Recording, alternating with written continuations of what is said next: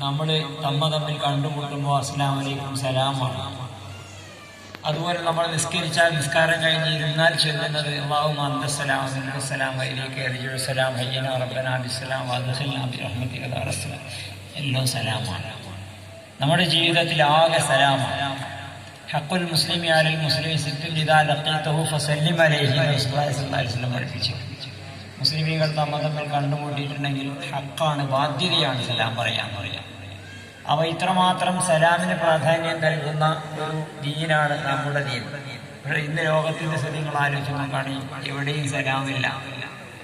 സലാം എവിടെയുമില്ല, സമാധാനമില്ല, രക്ഷയില്ല, മോചനമില്ല. എല്ലായിടത്തും കലഹമാണ്.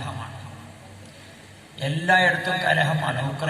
ഉക്രൈനും റഷ്യയും തമ്മിൽ കലഹം, ഹമാസും ഇസ്രായേലും തമ്മിൽ കലഹം, ഹൂത്തികളും അമേരിക്കയും തമ്മിൽ കലഹം. ഇങ്ങനെ ലോകത്തിന്റെ സകല ഭാഗങ്ങളിലും കലഹമാണ്. നമ്മുടെ രാജ്യത്തിന്റെ തന്നെ പല ഭാഗങ്ങളിലും കലഹമാണ്, കലാപമാണ്. മനുഷ്യർക്ക് ആർക്കും ആവശ്യമില്ലാത്തതാണ്. റസൂലുള്ളാഹി സ്വല്ലല്ലാഹി അലൈഹി വസല്ലമയ്ക്ക് നമ്മൾ സലാമാണ് അയച്ചതെന്ന് റസൂലുള്ളാഹിക്ക് വേണ്ടതും സലാം തന്നെയാണ്. സഹാബത്തിന്റെ നേരെ നമ്മൾ ഖുലഫാഉർ റാഷിദീങ്ങളിലേക്ക് നമ്മൾ സലാം അയച്ചു, അവർക്ക് വേണ്ടതും സലാം തന്നെയാണ്. നമ്മുടെ ജീവിതത്തിൽ നമുക്ക് ആവശ്യമായിട്ടുള്ളവർക്ക് സലാം തന്നെ. റസൂലുള്ളാഹി സ്വല്ലല്ലാഹി അലൈഹി വസല്ലമയോട് ഒരിക്കൽ സഹാബത്ത് ചോദിച്ചു, അയ്യുൽ ഇസ്ലാമി അഫ്ളൽ, ഇസ്ലാമിന്റെ ഏത് വശമാണ് ഏറ്റവും ശ്രേഷ്ഠമായിട്ടുള്ളത്? ഇസ്ലാമിന്റെ ഏതു വശമാണ് ഏറ്റവും ശ്രേഷ്ഠമായിട്ടുള്ളത് എന്ന് ചോദിച്ചാൽ അതിൻ്റെ അർത്ഥം സാമൂഹിക ജീവിതവുമായി ബന്ധപ്പെട്ട ഇസ്ലാമിന്റെ ഏറ്റവും ശ്രേഷ്ഠമായിട്ടുള്ള വശം ഏതാണ്? അവർ റസൂലുള്ളാഹി സ്വല്ലല്ലാഹി അലൈഹി വസല്ലമയുടെ ഉത്തരം എന്ത് ചെയ്യുന്നു? അഫ്ശുസ്സലാമ,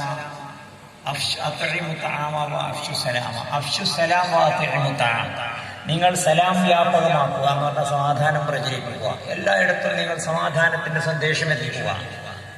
അതുപോലെ തന്നെ താമ് പറഞ്ഞ ഭക്ഷണം. മനുഷ്യന് രണ്ടും കിട്ടിയ പിന്നെ വേറൊന്നും വേണ്ടല്ലോ. ശാന്തമായി കടന്നുറങ്ങാനുള്ള അന്തരീക്ഷം ഉണ്ടാകുക, വിശപ്പ് മാറ്റാൻ കഴിയുകയും ചെയ്യുക. പിന്നെ എന്താ വേണ്ടത്? മനുഷ്യന്റെ ജീവിതത്തിൽ ഏറ്റവും പ്രധാനമായിട്ടുള്ളത് ഈ രണ്ടു വശവുമാണ്. ഈ രണ്ടുമാണ്. ഇത് രണ്ടുമായി കഴിഞ്ഞാൽ പിന്നെ വേറൊന്നും വേണ്ട. ജീവിക്കാൻ പറ്റുന്ന സാഹചര്യം, അന്തരീക്ഷം ഉണ്ടാവുക, സമാധാനത്തിന്റെ അന്തരീക്ഷം, സ്വതന്ത്രമായിട്ട് നമുക്ക് നടക്കാനും ഇരിക്കാനും, നമുക്ക് നമ്മുടെ ആശയപ്രചരണം നടത്താനും, അങ്ങനെ നമുക്ക് നമ്മുടെ ജോലി ചെയ്യാനും എല്ലാറ്റിനും പറ്റുന്ന ശാന്തമായ അന്തരീക്ഷം. അതൊന്ന്. രണ്ടാമതൊരു താമ്, ഭക്ഷണം. അവർ റസൂലുള്ളാഹി സ്വല്ലല്ലാഹി അലൈഹി വസല്ലമയോട് ചോദിച്ച ചോദ്യത്തിന് ഉത്തരം പറഞ്ഞ എന്താണ്? ഇസ്ലാമിന്റെ ഏറ്റവും ശ്രേഷ്ഠമായ വശങ്ങൾ ഏതാന്ന് ചോദിച്ചപ്പോ ഒന്നാമതായി പറഞ്ഞ അഫ്ശുസ്സലാം, നിങ്ങൾ സലാം വ്യാപകമാക്കുക, സമാധാനം പ്രചരിപ്പിക്കുക. രണ്ടാമത് അത്തഹമുത്താം, നിങ്ങൾ ഭക്ഷണം നൽകുക.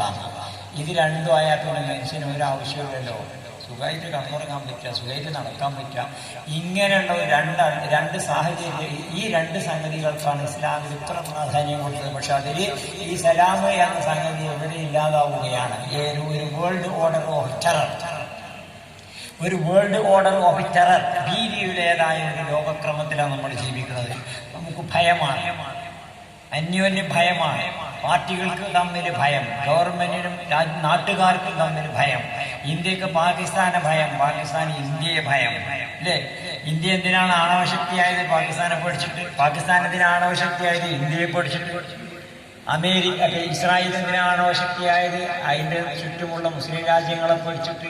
മുസ്ലിം രാജ്യങ്ങളിൽ ആണവശേഷിയുള്ള രാജ്യമൊന്നുമില്ല എന്നാണ് നമ്മൾ മനസ്സിലാക്കുന്നത്. പക്ഷേ മുസ്ലിങ്ങളെ സംബന്ധിച്ചിടത്തോളം എന്തും ചെയ്യാൻ ചില നിയമങ്ങളുണ്ട്, മുറകളുണ്ട്, വ്യവസ്ഥകളുണ്ട്. യുദ്ധം ചെയ്യുന്ന സമയത്ത് പോലും നിയമങ്ങളുണ്ട്. മറ്റുള്ളവർക്ക് അതൊന്നുമില്ല. മറ്റുള്ളവർക്ക് കുട്ടികളെ കൊല്ലണീന് പ്രശ്നമല്ല, മറ്റുള്ളവർക്ക് പെണ്ണുങ്ങളെ കൊല്ലണീന് പ്രശ്നമല്ല, മറ്റുള്ളവർക്ക് വൃദ്ധന്മാരെ കൊല്ലുന്നതിന് പ്രശ്നമില്ല. കണ്ണും മൂക്കും ഇല്ലാതെ കൊണ്ടുപോയിട്ട് ബോംബങ്ങടി ശരിയാണ് ലോകത്തിന്റെ പല ഭാഗങ്ങളിലും. അവിടെ ഒന്നും ചിന്തിക്കണില്ല. അതേസമയത്ത് ഇസ്ലാമിനെ സംബന്ധിച്ചിടത്തോളം യുദ്ധത്തിലും നിയമങ്ങളുണ്ട്, മുറകളുണ്ട്. ഞാൻ ഓർക്കുകയാണ്, ഒരിക്കൽ റസൂലുള്ളാഹി സ്വല്ലല്ലാഹി അലൈഹി വസല്ലമയുടെ കാലഘട്ടത്തിൽ ഉഹദ് യുദ്ധം നടന്ന സമയത്ത് ഉഹദ് യുദ്ധത്തില് ആദ്യം റസൂലുള്ളാഹി സ്വല്ലല്ലാഹി അലൈഹി വസല്ലമയുടെ നിർദ്ദേശം അവഗണിച്ചുകൊണ്ട് സഹാബത്ത് നിർത്തിയെടുത്തുനിന്ന് സൈനിക വിന്യാസം നടത്തിയെടുത്തുനിന്ന് മാറിപ്പോയി. കാരണം യുദ്ധത്തിൽ വിജയാന്ന് കണ്ടപ്പോൾ റസൂലിന്റെ കൽപ്പന മറന്നു കണ്ടവർ ഇറങ്ങി റസൂൽ സല്ലല്ലാഹു അലൈഹി വസല്ലം വളരെ തന്ത്രപ്രധാനമായിട്ടുള്ള ഒരു സ്ഥലത്താണ് നിർത്തിയിരുന്നത്. ആ സ്ഥലത്ത് നിന്ന് മാറാൻ പാടില്ല, എന്ത് വന്നാലും മാറരുത് എന്ന് പറഞ്ഞിരുന്നു. പക്ഷെ സഹാബത്ത് ഗനീമത്ത് മുതലൊക്കെ കണ്ടതോടുകൂടി, വിജയമൊക്കെ കണ്ടതോടുകൂടി പോരാണ്ട് ഇറങ്ങിപ്പോയി. അതോടുകൂടി ശത്രുക്കൾ വളഞ്ഞ് ഭയങ്കരമായിട്ടുള്ള ആക്രമണം നടത്തി ഒരുപാട് ആൾക്കാർ കൊല്ലപ്പെട്ടു എന്ന് മാത്രമല്ല റസൂലുള്ളാഹി സ്വല്ലല്ലാഹു അലൈഹി വസല്ലമയുടെ തിരു ശരീരത്തിൽ പോലും ചില പല്ലിനൊക്കെ പരിക്ക് പറ്റിയ നമ്മൾ ചരിത്രത്തിലായി. അത്രമാത്രം ഗുരുതരമായ പ്രത്യാഘാതം ഉണ്ടായി ഈ അച്ചടക്ക ലംഘനം കാരണമായിട്ട്. അനുസരണക്കേട് കാണിച്ചു. റസൂലുള്ളാഹി സ്വല്ലല്ലാഹു അലൈഹി വസല്ലം ഒരു യുദ്ധത്തിലൊരു കമാൻഡർ കൽപ്പിച്ചാൽ ആ കൽപ്പനക്ക് അപ്പുറം നീങ്ങാൻ പാടില്ല, എന്തായാലും നീങ്ങാൻ പാടില്ല. അത് അന്നത്തെ സാഹചര്യത്തിൽ അങ്ങനെ ലംഘിക്കപ്പെട്ടു. ഏതായാലും ആ ലംഘനത്തിന്റെ കാരണമായി പിന്നെ മുസ്ലിങ്ങൾക്ക് പരാജയമുണ്ടായി.